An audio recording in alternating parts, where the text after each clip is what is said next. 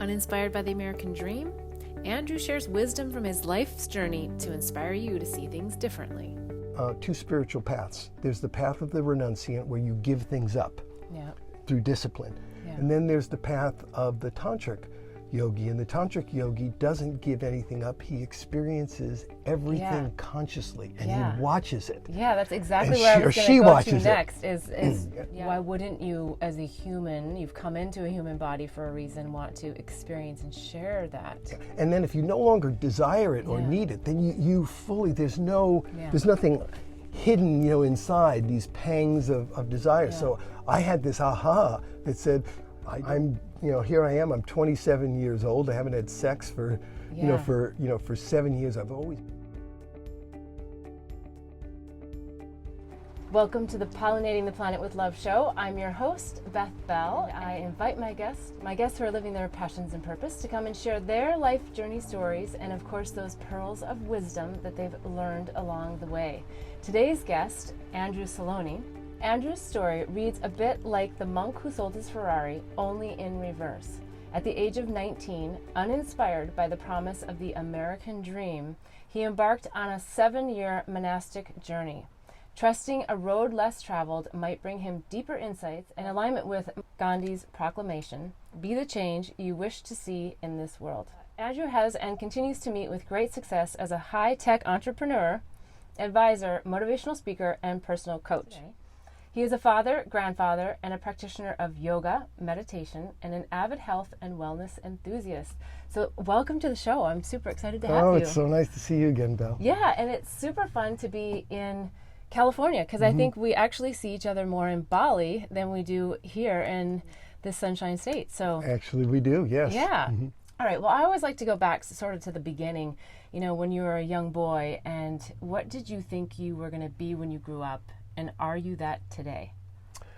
I thought I was going to be a Wall Street attorney, and no, I am not that today. So glad you're not that today.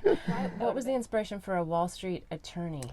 I grew up in a relatively poor family. Okay. My father had a landscaping business, and we cared for the estates of wealthy people. Okay. And I had a great desire for the things that I saw, the beautiful homes and the cars and the freedom and the ease and grace of life that I thought that money, might bring. Right. And growing up in New York and being influenced, by Wall Street, I thought, well, that's where I'm going. Yeah, interesting. So then what was the turning point where you said, no, this isn't what I'm going to do? I grew up in the 60s. So I was very influenced by people like Bob Dylan and Joan Baez and the Beatles, and I went to Woodstock and I started experimenting with psychedelics with Timothy Leary and Richard Alpert, and so here I'm on this path. I was a pretty gifted athlete, and that was what was going to get me an Ivy League education. Okay.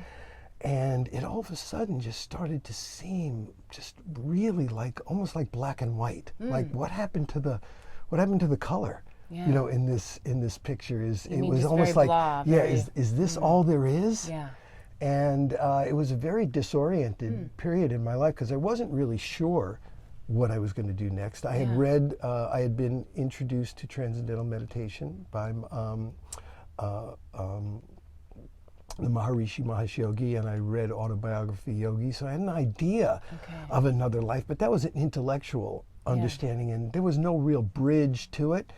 But my life it just all seemed so empty to me. One day I just said, I think I need to go on an inner journey to figure out, who I am, and maybe then I can figure out how I fit into the world. And that was at a very young age. I was at 19. Yeah, I think most people have those feelings much later in life. So you were blessed sort of with this aha of there might be something more out there. Yes. And then what did you do with that? Where did you go to find more of life? Well, I first came out here to San Diego to... Because you're originally from the East Coast. From New York, and I wanted to be a monk at Self-Realization Fellowship. And I showed up there very, naive. I had my long, my long hair, and I knocked on the door, and, I said, I'm here, I want to be a monk. And they kind of looked at me, well, no, it doesn't really work that way. You need to study these lessons for a year and meet with us over a period. And I was like...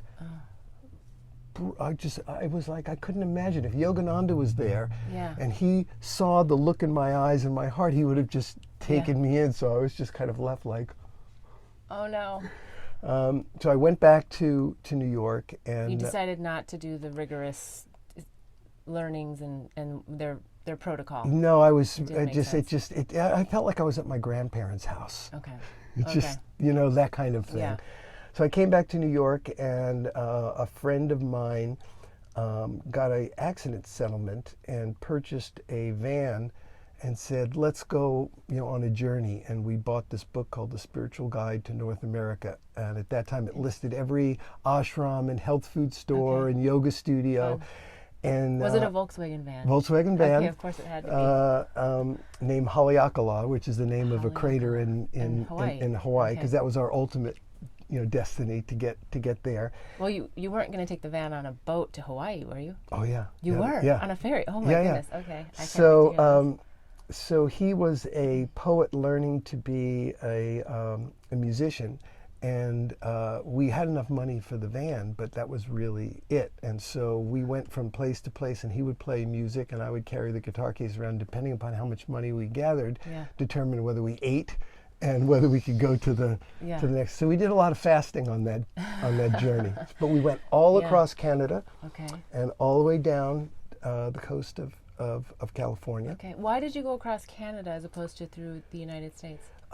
He had some friends, you know, in Canada, some really spiritually oriented friends, and there was some interesting things going on there, both in Montreal and in Banff and in Vancouver. So we thought we'd take that route. And there wasn't really much in the internal part of America that we really wanted. We wanted to go to You're kind kind of of disenchanted with America. Yeah, we wanted to go to Oregon and California. We thought was where we were gonna, and then ultimately Hawaii. Okay, and how long of a trip did this turn out to be? So that was about a 9 month trip. Oh wow, it was. It was a long trip. 9 month trip, and we wound up finding this monastic community that was founded by a disciple of Paramahansa Yogananda that was much more geared for, you know, children of the 60s. There was lots of music and natural foods, and it was almost like a hippie commune that had monastic disciplines. Yes.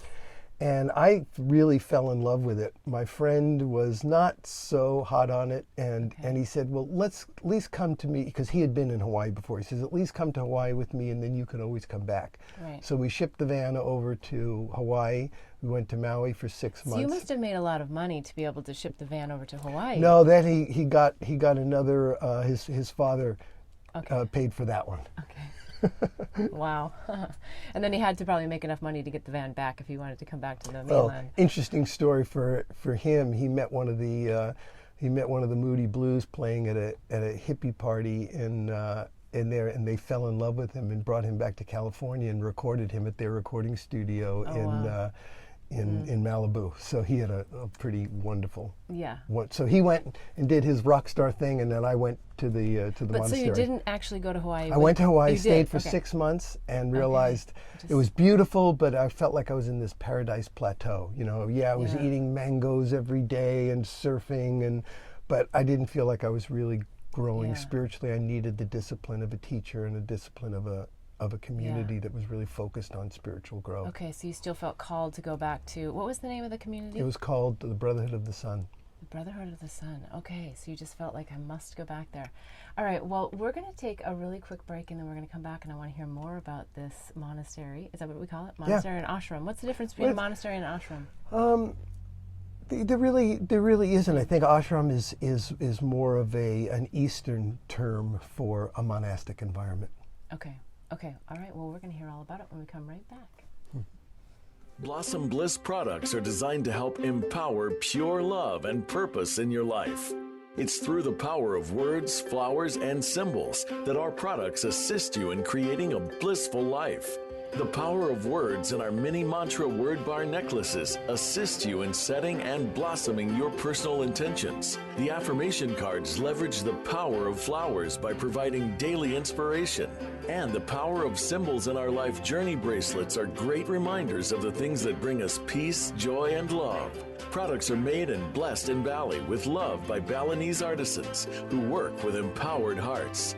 When you purchase jewelry with a bee charm, we donate to save the bees. Join us in pollinating the planet with love. Go to our website, blossomblissvalley.com. Again, that's blossomblissvalley.com. Okay, we're back, and I have Andrew Salony here with me today. And we were just about to talk about your experience in a monastery. Yes. And so you've been in Hawaii for 6 months, you've come back to the United States, and you're gung-ho to be part of this group. Yes. What happens next? And how long are you there? I was there for 7 years. 7 years, okay.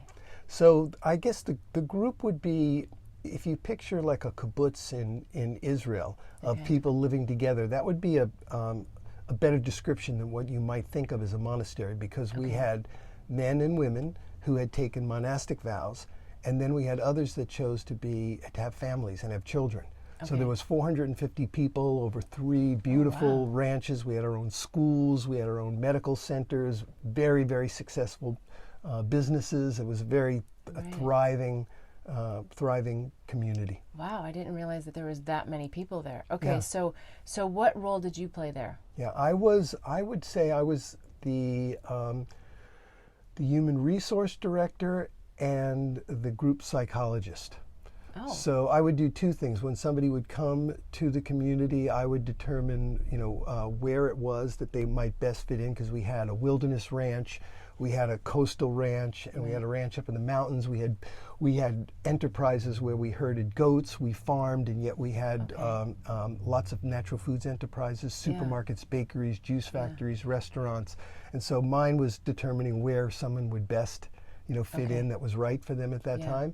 And then I also, I've had this gift ever since I remember 3 years old, where somebody could, come to me having a problem, and I could see immediately into what their issue was and what their path to their highest good would just, come to me. Yeah. And so I spent most of my time either instructing postulants in meditation techniques, because I was one of the head monks and I was one of the ministers. okay. So I did like Sunday services, I did talks, I did initiations, and then the rest of my time was either guiding people where they needed to go or solving their problems. What a really unique life. What would you say are some of the biggest pearls of wisdom that you harvested out of that 7 years? Because community living, I've never done it, so I don't know, but I think that there could be some difficulties maybe, but then maybe not. Maybe because you all have the same intention, it's just easy. No, I don't think there is a way to. There are no situations where the difficulties aren't there. Okay. The humanness. Yes. The humanness comes up, and maybe in a community like that is, committed to, compassion and understanding, they're dealt with, in a more holistic way. Yeah. But you don't escape the challenges Yeah. that you need to face in order to grow, or wherever you are. So what would you say are some of the big pearls that came out of that community living, monastic living? Yeah, so for me, I actually got a great appreciation for capitalism, in the sense that in the community, nobody owned anything, and everybody was treated equally. And as an ideal, it was a very beautiful, beautiful thing. Yes. But what you wound up seeing was 20% of the people Would do all the accomplished, work. would accomplish all of the work. And in an environment like that, where money and recognition wasn't the important thing, it still worked, because even though maybe people didn't accomplish much, they had good hearts, they had they had good souls. Yeah. There were very few people that were users, in that sense. But I understood the importance of, and understanding the laws of manifestation, of being able to feed those and nourish those that can accomplish much. Yes. Because I realized that everybody has a role, everybody has a gift, but the influencers are the game changers. Those are the people that can really make vast changes, whether it's awakening people or creating products and services that serve humanity, that create alternatives to, solutions that are not sustainable. And so I began to become more and more focused that, that my work was with game changers. Yeah. Yeah. I can imagine that your time there, looking back, was very foundational to all that you've built over time now, which we're going to get into all of that. But Yeah. so what was the it's time to leave? When did that chapter close, and how did that happen? So I was a monk. I was celibate for 7 years, Wow. and I had. But you could have chosen to not be celibate. Well, that was it. I went to the man who was the head of the monastery, the founder, and I told him, I said, there's a woman in the community that I'm very interested in, and I think I would like to transition, into being more of the householder. And he said that would that would not work, and it's not your calling. He said right now the community is fully reliant on you. You're available, 24/7. Right. You have a wife and you have a family, and that's not going to work. So that works for somebody else, but not somebody like you. Yours is a path of service. Right. And I sat with it, and it just wasn't. It just wasn't sitting with me. And so I finally told him, well, thank you, but I think maybe it's my time to go. Well, if it's not too personal, I would be curious to know, when you first went in, how did you choose to say, I wanted to be celibate? I mean, what was the basis for that? Like, I actually started my celibacy practice before I got there, while I was on the road. I had read Mahatma Ghandi's treatise on celibacy, and this notion of being able to build, this creative life force, and be able to take it inside and awaken your higher energy centers, and so the role that it could play in self-awakening and self-realization, and that was my driving was my driving goal. And what do you think about that now, knowing what you know now? Very interesting. That was actually another path of differentiation with my teacher, because in being a counselor, I would have to counsel all of these people that were trying to be celibate. And what I found was that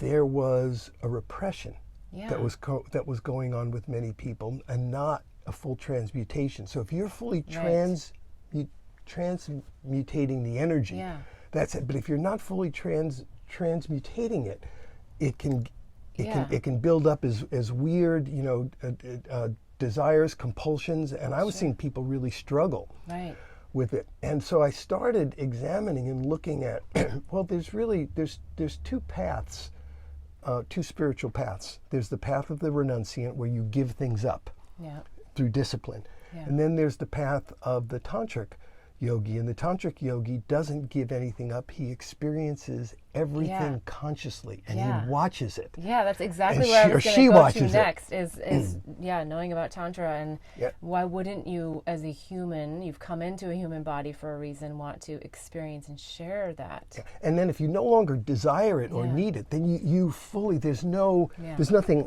hidden, inside these pangs of desire. So I had this aha that said, I don't, here I am, I'm 27 years old. I haven't had sex for 7 years. I've always been a very physical, passionate person. And I love art, I love music, I love cars, I love the beauty of creation. I want to have these things, I want to experience, these things that I realize, oh my God, I'm not a renunciate. I'm a tantric. Yeah. Oh, gosh, so I'm going out into the world. I'm gonna experience the world as a tantric yogi. If you haven't started a book yet, I think you need to on this topic. I think this would be great to hear from you with all your wisdom behind it. Okay, so you've left the monastery now. You've had a little bit of a difference. You just feel a calling. I think that's beautiful, because it's always spirit just shifting us on to the next thing. What was the next thing?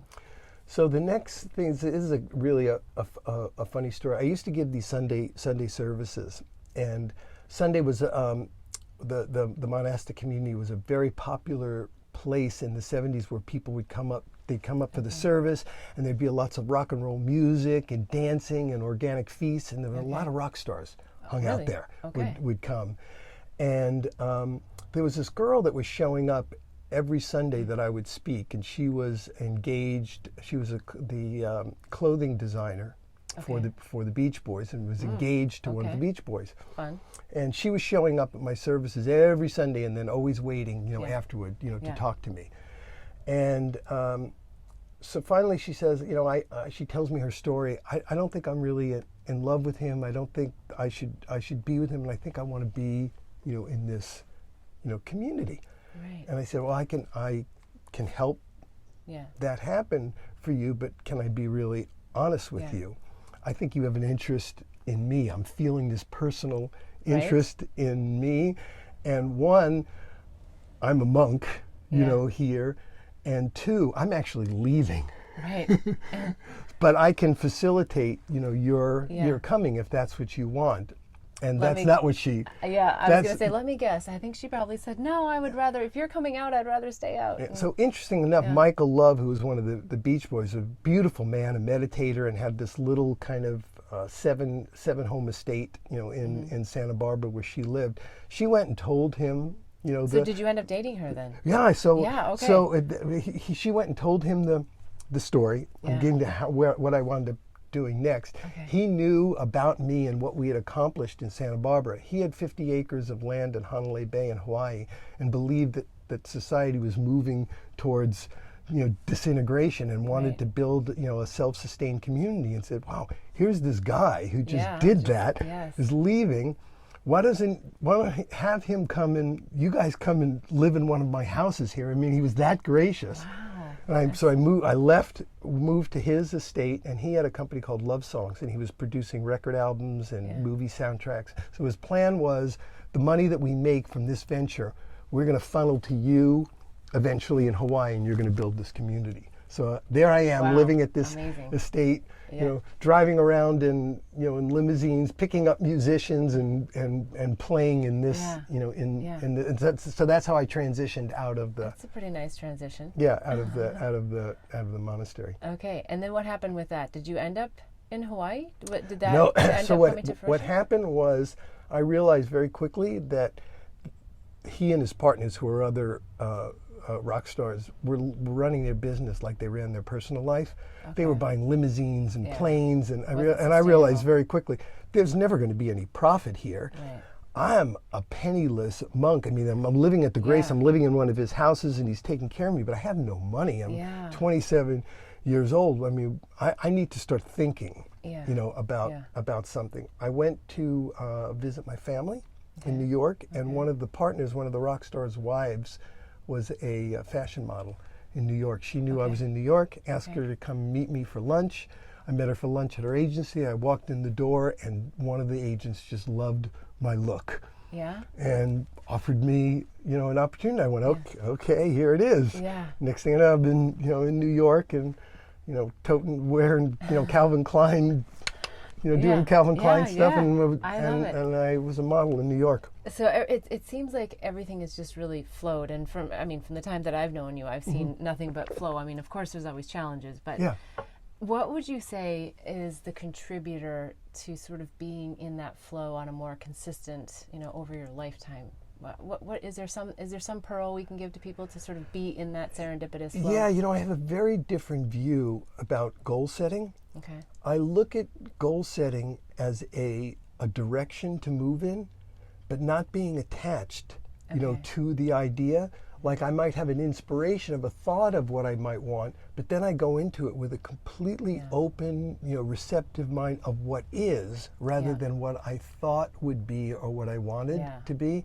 And the ability to see what is, accept what is, and flow with what is creates a plethora of ease, grace, and opportunities. Yes, I love that. Yeah, I think sometimes that's hard for people to step into, because we get very programmed with, this is the way, if-then thinking, right? Yes. If I do this, then, and we sort of miss all of the big things that the universe is trying to give us. And it's difficult, because there is powerful truth to, for example, right before you came, at the full moon, myself and my partners, we pick out an affirmation, and we write it. Okay. We write it 70 times for 7 days, every new moon. I like and we that. do that as a group, and we like do it that. at the same time right after we meditate. Wherever we are in the world, we met at a certain time, and we write it together. So, there is something that's still very goal setting, very affirmational. But again, it's set as an intention, and then you allow the wisdom of of the universe to take it from there. Yeah. I always like to say it's setting a vision. You know, you Yes. have a vision for your life, but you don't get so caught up in the details because the details will always derail you. Yes. Yeah. Beautiful. Yeah. Yes. Okay, we are going to go to a quick break and we'll be right back and we're going to hear more. Blossom Bliss products are designed to help empower pure love and purpose in your life. It's through the power of words, flowers, and symbols that our products assist you in creating a blissful life. The power of words in our mini mantra word bar necklaces assist you in setting and blossoming your personal intentions. The affirmation cards leverage the power of flowers by providing daily inspiration. And the power of symbols in our life journey bracelets are great reminders of the things that bring us peace, joy, and love. Products are made and blessed in Bali with love by Balinese artisans who work with empowered hearts. When you purchase jewelry with a bee charm, we donate to save the bees. Join us in pollinating the planet with love. Go to our website, blossomblissbali.com. Again, that's blossomblissbali.com. Okay, we are back with Andrew Salony, and we've had some really great pearls of wisdom that have come out of your life. And so fast forward a little bit, because you've talked about several things that have happened to you, but now you're involved in a lot of businesses. So I don't know, there's probably some points that we still need to touch on in between where we just left off and where you are now. But what are some of the experiences in your life that are most important for us to cover between then and now? Because I have a little bit of knowledge of what you're doing now, so I want to not miss any good pearls in between.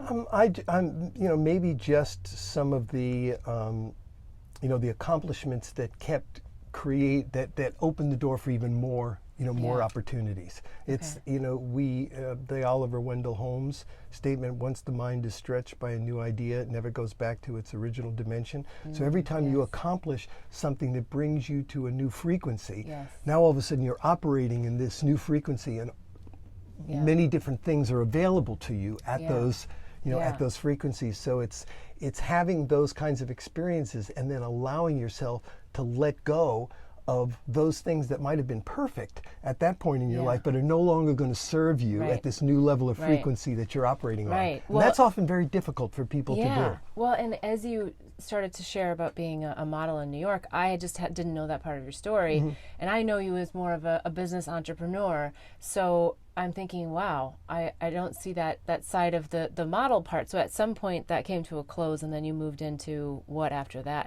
and how did that close up? Yeah, so again, the idea of being a model was, I was already 27 years old, so you don't have a big From future a monk to a model. as a model. So my idea was, well, I can make some quick money, and then that would give me a chance to take some money and decide what I wanted to do it. I quickly learned that during those years in the 70s, male models didn't make a tremendous amount of money. And though I was making a decent income, living in New York was very expensive. Very expensive. So I realized all I'm doing is making a living here. This is not, getting me, where I need to go. So one of the French fashion companies that I was modeling for, I said to him, "How would you let me rep your line, also?" And so I started. They loved that idea. So I started doing that, and that started making me some money. And then a happenstance, I think, that was an absolute blessing to get me out of there. When I was schlepping my garment bag, I got sideswiped by a cab walking across the road and was injured.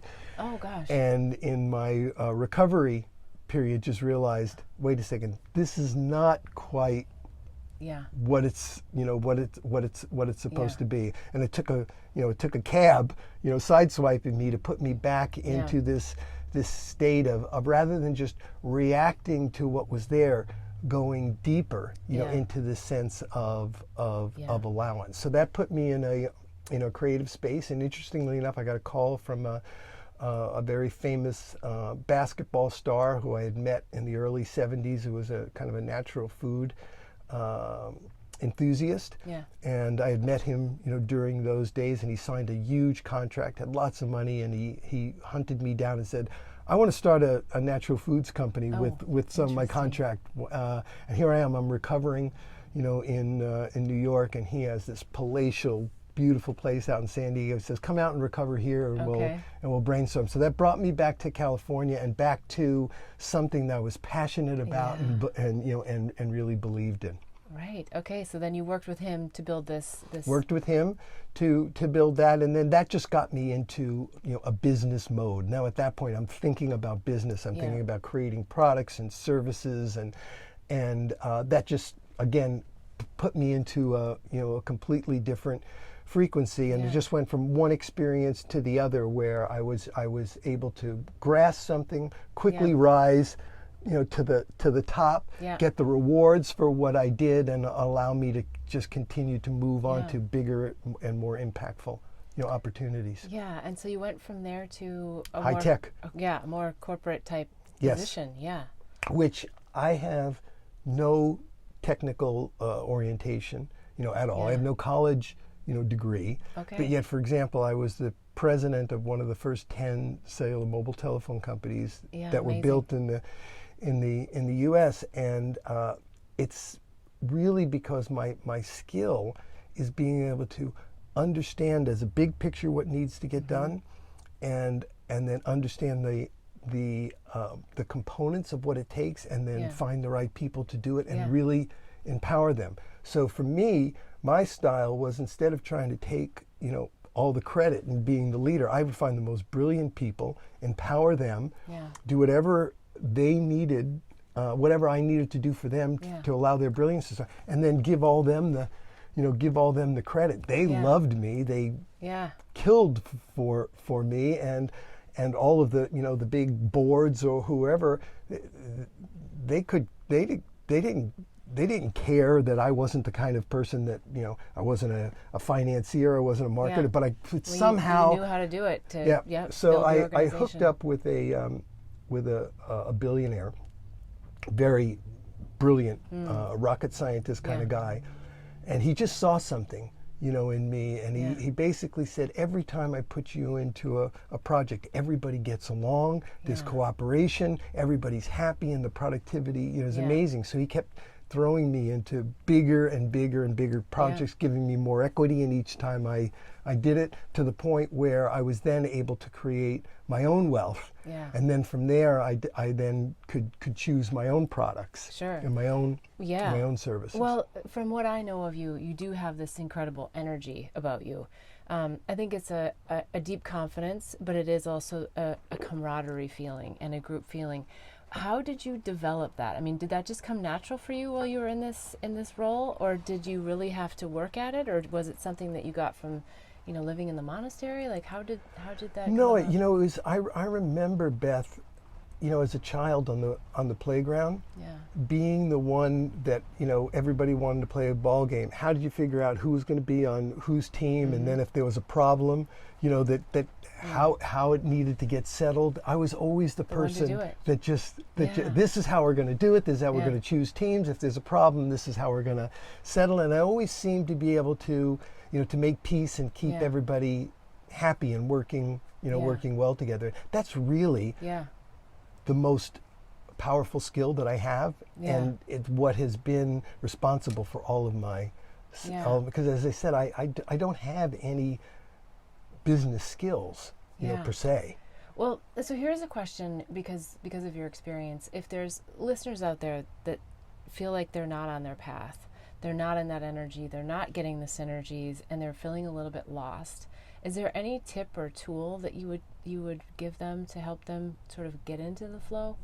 Yeah, for me, the advice is always, first, you have to figure out what are your ignition points. And your ignition points are, what is it that makes time and space stop? I like that, ignition points. Okay. And so when you find something that you're passionate about, you no longer think about how many hours you're putting into it. You don't necessarily think about what the exact return is on every minute. You're just loving what you're doing, and somehow your heart is engaged, your mind is engaged, you're feeling this sense of joy and creativity. First and foremost in anything, find what your ignition points are, and then find more and more ways to include them, in your life. Find the disciplines, necessary. So once you find your ignition point, then you have to go to the discipleship phase, or you have to learn everything that there is to learn about that, because you might have a love for something, but unless you become very good at it, You're not going to make a, Yeah. you know, I mean, Eric Clapton found his passion for playing the guitar at 6 years old, but he didn't pick up the guitar and play Layla. It was years of bleeding fingers. Yeah. So you got to find what it is that you love at, and then be willing to go through learning everything that there is, you know, to learn about it. Yeah. Then once you do that, then you go to what's called the farming stage. Yeah. The farming stage is, okay, I know what my passion is. Yeah. I've become good at it. What am I going to plant? The farmer has, I know how to farm, but what am I going to plant? If you're in Minnesota, you're not going to plant papayas. Right. So it's learning how to, what is it that you're going to plant, and what's most likely to return something that's going to feed you. So you learn, how do I use my gift to serve other people that's going to come back to me in a way that's going to sustain me. That's a process. Yeah, I love that process. And I also think it's about setting the intention, right? Because we have to do the work, the inspired work, but we don't have to work so hard. And I think that's one of the things that I see, people working so hard. But if you're doing what you're suggesting, which is find your ignition points, you know, the things that make time and space non-existent, you know, where you're really in the flow, then that can grow, you know, over time. And also placing the intention can bring those things to you in ways that you don't even know. Yes, with ease and grace, because it's infiltrated with love. Yeah. And that's really what. And then you can be pollinating the planet with love. Yeah, that's because it all boils down to exactly that. That is it. Yeah. If you have found your love, you're then pollinating the world with that. Yeah. Yeah. And really this whole campaign and tour got started because I started to recognize, living in Asia for the last 7.5 years, when I would come back to the United States, I wasn't part of the collective conscious here, and I just could see things differently. And it just felt like things were really disconnected, and people really were disconnected from their own inner wisdom. Yeah. And that part was sad, and also just seemed like a big opportunity. Now, I know that what you're doing now is very much about helping other people catapult what they're inspired and what their divine purpose is here on the planet. You're involved in an organization called Gravity, a company called Gravity. You're an instrumental member there. Tell us a little bit about that group. Yeah, so Gravity is a very interesting group of highly accomplished entrepreneurs, scientists, financiers, lawyers, people who have risen to the top of their game, but also at some point had an awakening and realized that they needed to use this gift, you know, to serve humanity.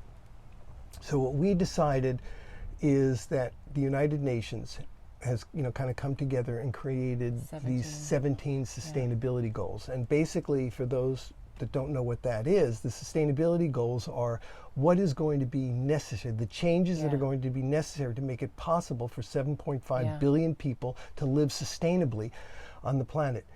In my mind, there's nothing more important than that, because we are currently not on a sustainable path. And if we don't get on a sustainable path, nothing else will matter. And so I'm working with the awakened billionaires, you know, in Silicon Valley that recognize that. Yeah, they might have the brilliance to go out and create their next, you know, $10 billion company, but for what end? Yeah. Well, and I actually don't know all 17 of them, and I've recently thought to myself, I need to go and refresh, but I know one of them is actually to raise consciousness. Absolutely. Which I was like, wow, that's great that the UN has set this, and it's also part of the mission of pollinating the planet with love, is when we raise our vibration and we raise our consciousness, we know what kind of impact we can have, you know, on ourselves and others in the community. So it sounds like what you guys... but Beth, it's the most important one. It is. Because technology is not what's going to save the planet. It's awareness that's going to save the planet. The moment that the technology exceeds consciousness, you will head towards self-destruction. So technology has got to be guided by consciousness. Technology has got to be accepted and utilized and embraced by consciousness. So more important than anything else is the work of those of the conscious, those who are raising the consciousness of people that will then make the right choices. Yeah. Now, this is a question that I probably could only ask you, because the other people that I've asked look at me like I'm crazy. So Elon Musk has Neuralink, which is Neuralace. I don't know if you're familiar with it. am. So what is your thoughts on AI, because there's a lot of things we could talk about, but it could either really hinder awakening or it could explode awakening. Yeah. Do you have a thought on I which am way very much it so. would go? We have, and how the neural lace, assuming it happens, would fit into that? Yeah, so we have in our portfolio, we have one of the most advanced AI, companies on one AI, software of the year. The platform that runs what you guys are doing for entrepreneurs. No, this is we can utilize this, but this was Jeremy and Novelina's child. This is what's created, the wealth that has allowed them to dedicate, and I was an original investor in that, as well. But here's how I look at AI.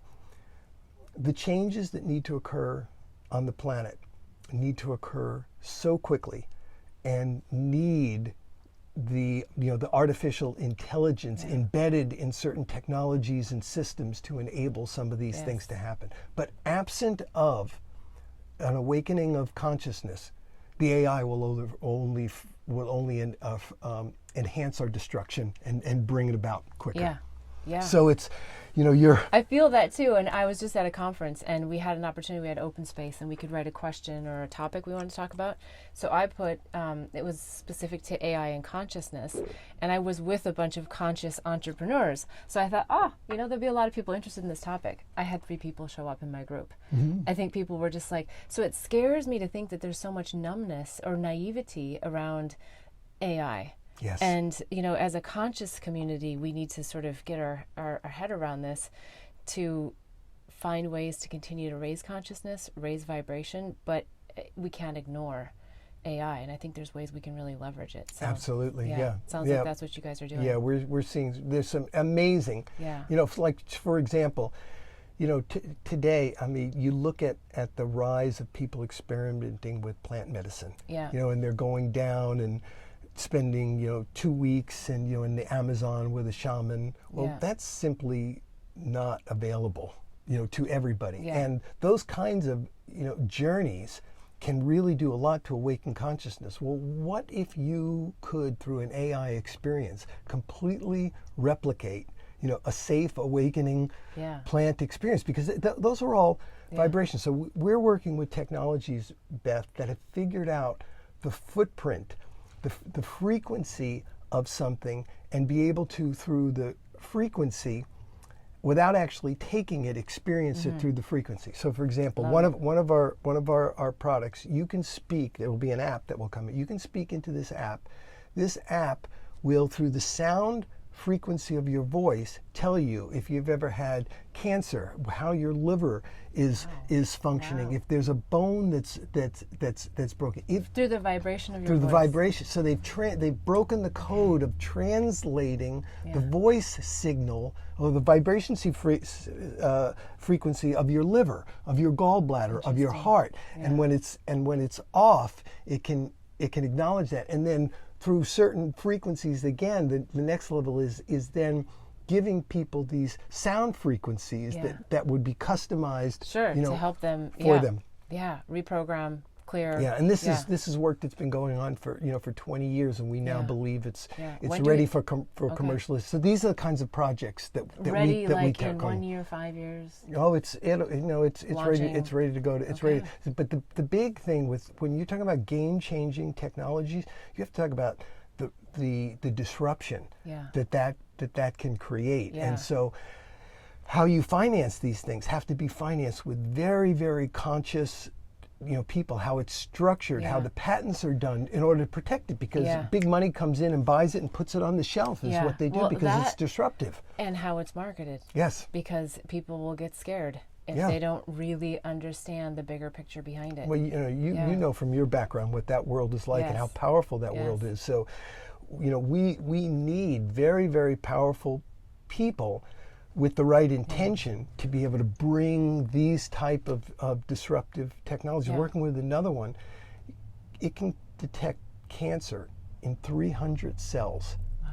$50 is the cost of this. Everybody could have this test once a year. Think of the implication of being able to catch cancer at 300 cells and be able to treat it.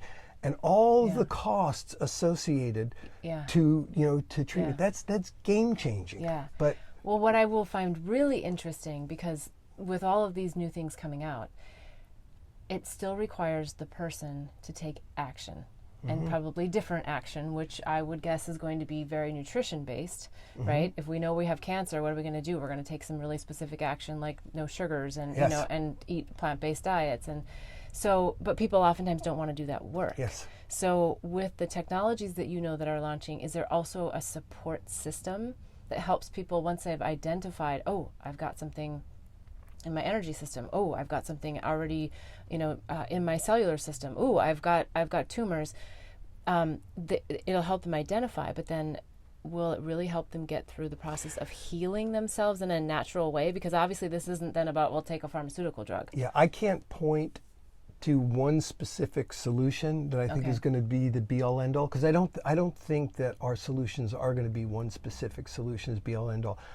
But what I do see is millions of people, rising up to their calling of brilliance. Yay. That that are going to do and offer services like that. Yes, I love that. Okay, wow, so many great pearls of wisdom today, and so many exciting things that are happening that I didn't even know. We're running out of time, and I could talk to you forever, but are there any additional pearls of wisdom that you want to share with the audience? For me, if anybody asked me what it all boils down to, I would say frequency. In understanding the law of manifestation, people often get very confused because they say, and even sometimes write down, that this is what they want. Yeah.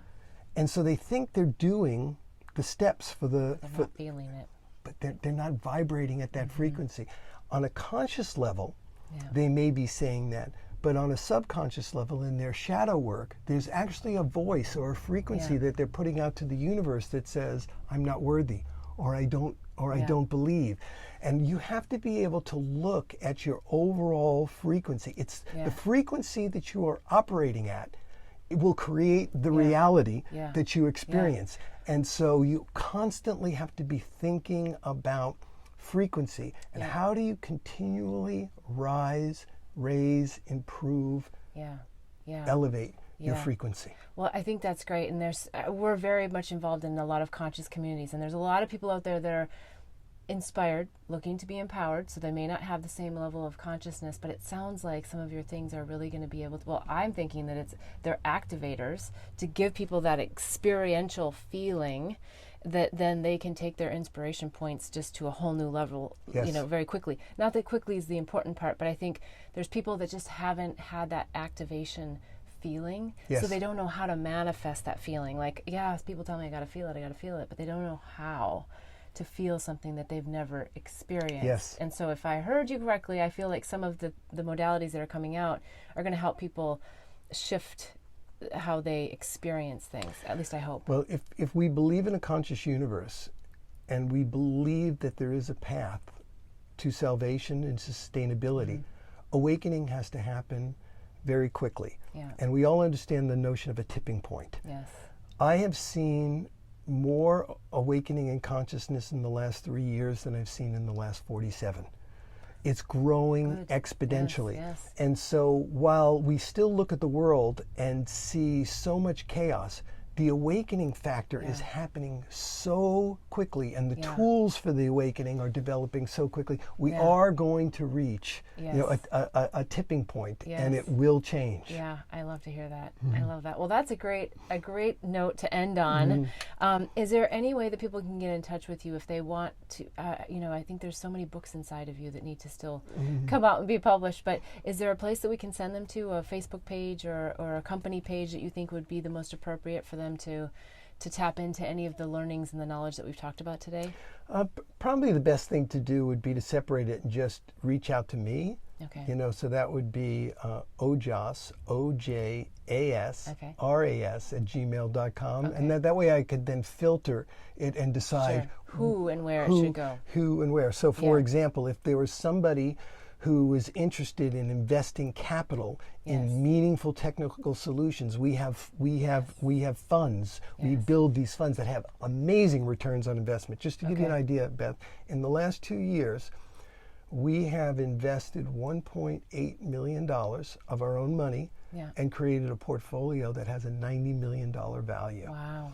That's, I mean, that's how game-changing some of these things are. So there's investment opportunities for people who want to use their money, not only to make change, but create more money to create more good. And then there's also, if somebody has an amazing product or service, not in a startup phase, because I don't really deal with startup ideas. We deal with companies that have gotten some grounding and maybe like in financial terms maybe have received their seed round and are now ready for a Series A. That's when my team would would come in and say, okay, we can help. And that's what we did for these companies. We found companies that are at that stage, and by the services that we were able to put in, all of a sudden their value climbed tremendously from their seed rounds to their A rounds. Okay, wonderful. We'll put all the contact information below in the notes. And yes, thank you so much for your time today. It's been wonderful so lovely to see you, dear. Yes, yay. All right. And thank you for the work that you're doing. Oh, thank you. Because raising consciousness is the most important work. Yeah, it is. Thank you so much. And if you're looking to get in touch with me, you can find me at bethbell.me, and also you can follow me on Queen Blissby on Instagram, and you can see all the flower messages that I receive, or the messages I receive from flowers. So until next week, wishing you bliss so that you too can help in pollinating the planet with love. Hear who's up next when you like my page, Beth Bell Live, and join me each week as I invite a new guest into the mobile recording studio to help in pollinating the planet with love.